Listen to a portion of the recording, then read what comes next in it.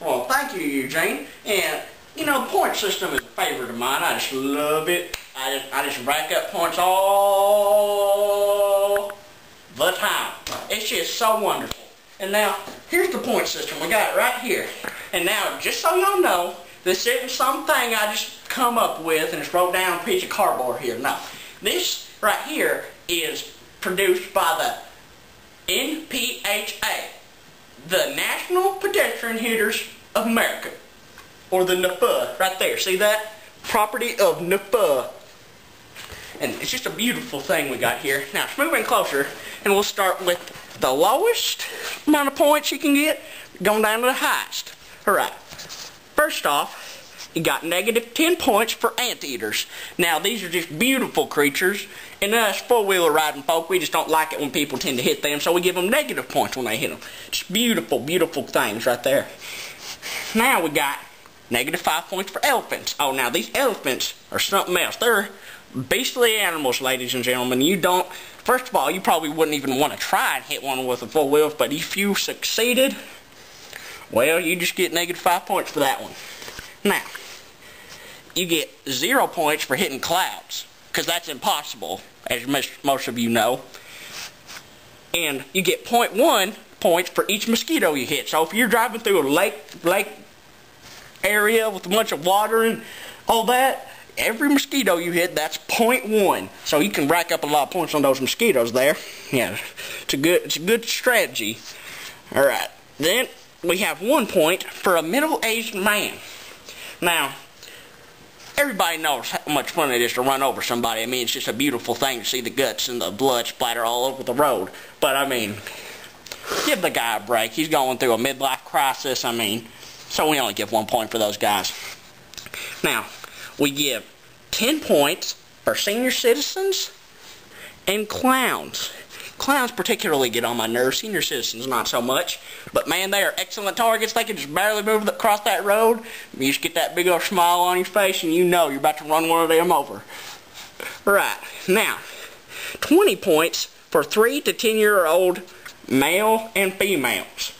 Now, these are pretty easy targets, too, because they tend to let their balls and such roll out in the road. You just run them right over. It's just about as simple as that.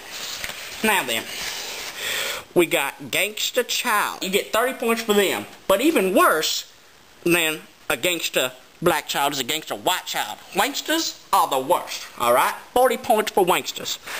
Then, oh my goodness, I just want, these are my major targets right here. Them homosexual faggots. I just can't stand them. Alright, 50 points right there. And then 60 points for the sane kids. Man, they just pretty much throw their bodies out in front of the vehicle. It's just that easy. I mean, come on.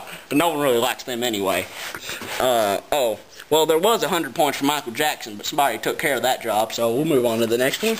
The final one is government officials. Now, we have a particular president I'd like somebody to get. We'll give him bonus points if we get that one, but 150 for all other government officials. Right there's your point system, folks. It's about as simple as that. Now, you just fill out one of them information cards and send us the death certificate, and we'll send you your points back.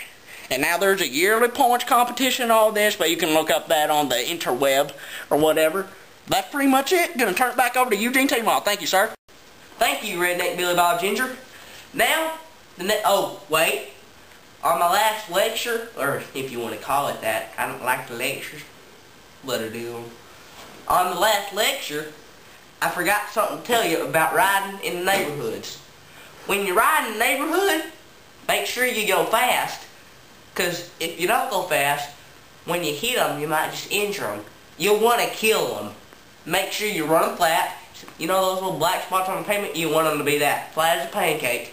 I like pancakes, I'm redneck. Now, riding position. If you're a passenger, this is one of my favorite ones. Rail riding. Now this is a good one if you have more than 5 people on the four-wheeler. It gives plenty of space for the rest of the people, and you don't have to worry about it being an uncomfortable ride, and you get all this scenery. If you turn around like this, you can't see past because everybody else is in the way. Now, another one if you're a passenger, like this. Now, the only bad thing about this position is the driver can't see, but he'll get over it. That sounds like a personal problem. Now back, we'll go to the driver positions. Now, I'll show you the cruise position. I like to call this the chopper. You just cruising down the road. It's a good position. Next, this is if you have 5 to 10 people on the four-wheeler. You're gonna be crammed on there. You just put your feet up here like this, and then you ride. Ride. Ride. Hey, ride. Okay, enough of that.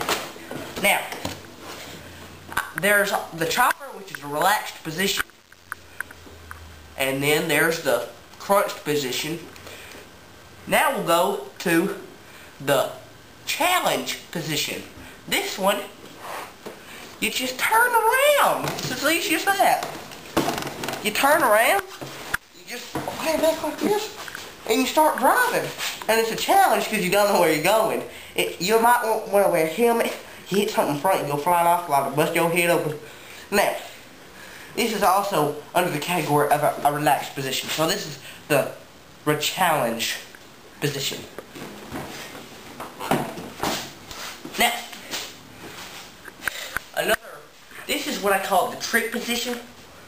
Takes some flexibility, which you don't have. You just kind of sit here like this. And then, now once you do that, you hit the front brake and you start doing a nollie.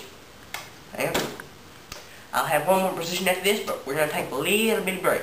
See ya.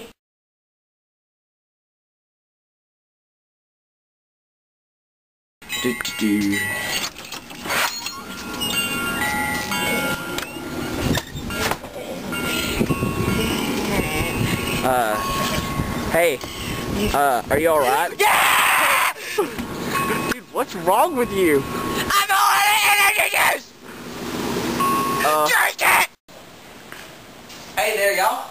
We're going to talk about the last position of riding the quad and storing the quad. Now, the last position, wonderful. Really a genius came up with it. I like to call it the riding position and the driving position and the everything else position. Now, the wonderful thing about the driving while riding everything else position is you get to drive and ride the four-wheeler at the same time, as shown. Just a wonderful position. Now, get my head away there. You gotta store your four-wheeler. Do you want it to survive? Yes. Do you want it to catch on fire? Yes. You want this four-wheeler gone that will kill you? Yeah. You want it gone? It killed my uncle.